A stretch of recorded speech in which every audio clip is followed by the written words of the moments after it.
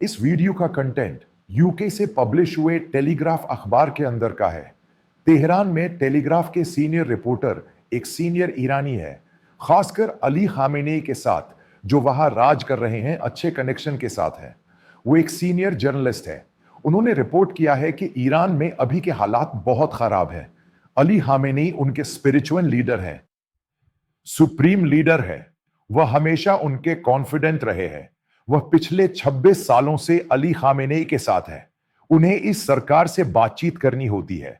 वह सब कुछ देखते हैं क्योंकि वह IRGC, Islamic revolutionary guard corps के राइट हैंड मैन है और वह अली खामेनेई के साथ एक डेप्यूटेशन के तौर पर काम करते हैं।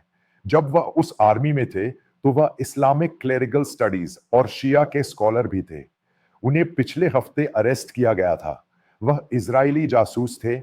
अली खामेनेई जहां भी जाते हैं, उन्हें जो भी जानकारी मिलती है वह सब इजरायल जा रही है। उनके घर से लेकर बगल वाले घर तक, जिस घर में उनकी बेटी रह रही थी, खासकर डिवाइस, एनक्रिप्टेड डिवाइस की घटनाएं कैप्चर हो जाएंगी। मैं एक देश के हालात की बात कर रहा हूं। यह एक ऐसा देश है, ईरान है। अब इससे जुड़ी एक बात जो सुननी चाहिए वो ये है कि ईरान के 20 जाने माने न्यूक्लियर साइंटिस्ट को गिरफ्तार किया गया है। ये न्यूक्लियर साइंटिस्ट सीनियर लोग हैं जो सरकार के साथ मिलकर एक्टिविटीज को अपडेट और ऑर्गेनाइज करते हैं।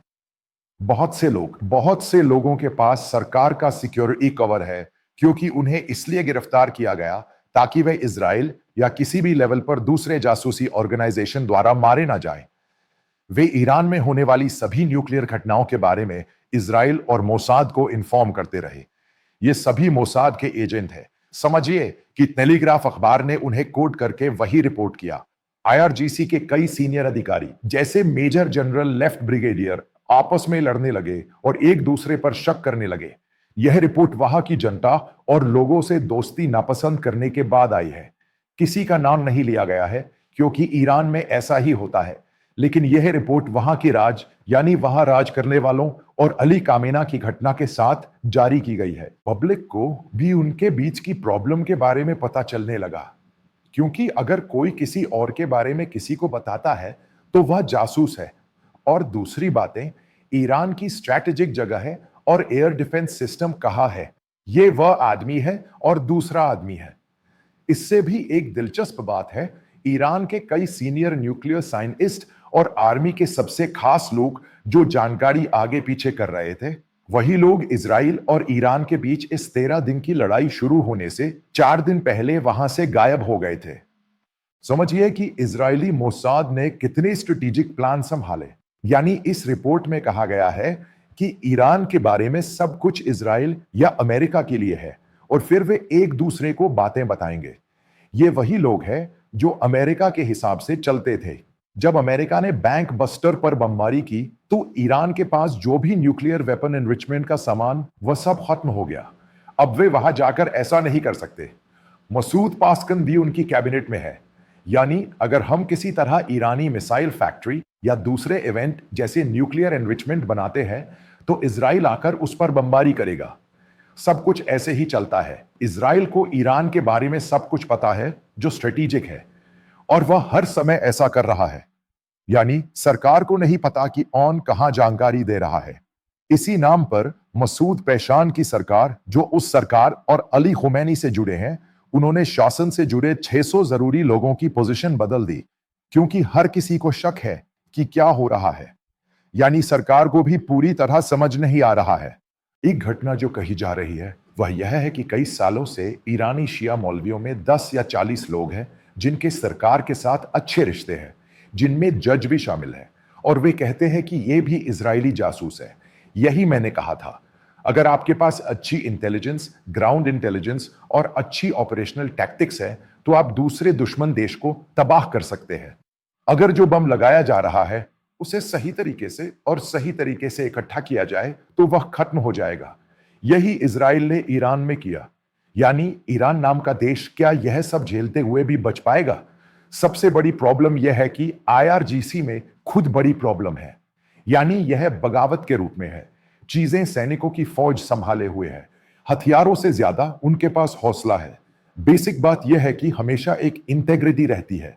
हौसला पूरा है, लेकिन इस्लामिक रिवॉल्यूशनरी गार्ड कॉर्प्स या इराक के साथ 8 साल की लड़ाई में यह खत्म हो गया है।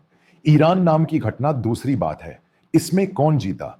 लेकिन ईरानी मिलिट्री इतनी खत्म हो चुकी है कि उनका एयर डिफेंस सिस्टम, उनका वेपन सिस्टम, उनकी मिसाइल फैक्ट्री, वे हिल भी नहीं सकते। अब चीन और दूसरे देशों से केमिकल लाकर इसे बनाने वाली सभी फैक्ट्रियां खत्म कर दी गई हैं। आप इसे दोबारा काम भी नहीं कर सकते, क्योंकि जब आप वहां ऐसा करते हैं तो फिर से दूसरे धमाके होते हैं।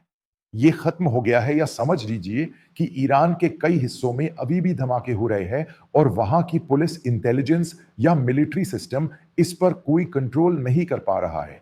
क्योंकि जब मिलिट्री सही दिशा में आती है तो सारा काम आपके हाथ में आ जाता है। ईरान को हर तरह से नुकसान हुआ है, यानी अभी के नए यूएन सैंक्शन ने इसे बढ़ा दिया है और इकोनॉमी गिरकर तबाही मचा चुकी है। तेहरान नाम के शहर में पीने के पानी की राशनिंग हो गई है और स्कूल बंद कर दिए गए हैं। भयानक पॉल्यूशन, ईरान में पानी नहीं है और पॉल्यूशन ही पॉल्यूशन है। यानी इस जाति और धर्म से जुड़ा कोई देश अकेला कब तक जिंदा रह सकता है? एक जंग आती है और उसके साथ गिर जाते हैं। अब ज्यादातर लोग यही कहते हैं कि वहां के लोग ईरान के खिलाफ हैं और इसी वजह से वे इजरायली मोसाद के लिए जासूस बन गए। ये शिया रजीम वहां कई लोगों पर जुल्म कर रहा है और फिर उन्हें मार रहा है, उन्हें पीट रहा है, हिजाब वगैरह करवा रहा है। जब करीब 100 प्रॉब्लम आई तो वहां के लोग वॉलंटियर बन गए। ये इजरायली मोसाद की मदद के लिए आगे आए और यही प्रॉब्लम आर्मी के अंदर पैदा हुई और यहां ईरानी आर्मी के अंदर सब कुछ एक प्रॉब्लम है। इसका एक बड़ा हिस्सा इजरायली जासूसों का है। जो देश ऐसे चलता है वो कब तक टिक सकता है, ये इसके कुछ जरूरी पॉइंट है। सब कुछ उनके कंट्रोल में है, यानी न सिर्फ एक सरकार राज कर रही है बल्कि वह आर्मी और आर्मी के काम को भी कंट्रोल कर रही है। इसी तरह इस्लामिक एनर्जी यानी शिया राज भी डेरा में कंट्रोल हो रहा है। यह टेलीग्राफ सही और साफ रिपोर्ट करता है, यानी यह देश जो कहता है कि ईरान अभी भी खड़ा है, उसके लिए ऐसे टिके रहना मुमकिन नहीं है। अगर कुछ नहीं है तो उन्हें सरेंडर करना होगा, वरना वह देश हमेशा के लिए गायब हो जाएगा। इस रिपोर्ट के आखिर वाले हिस्से में कई लोग यही कहते हैं।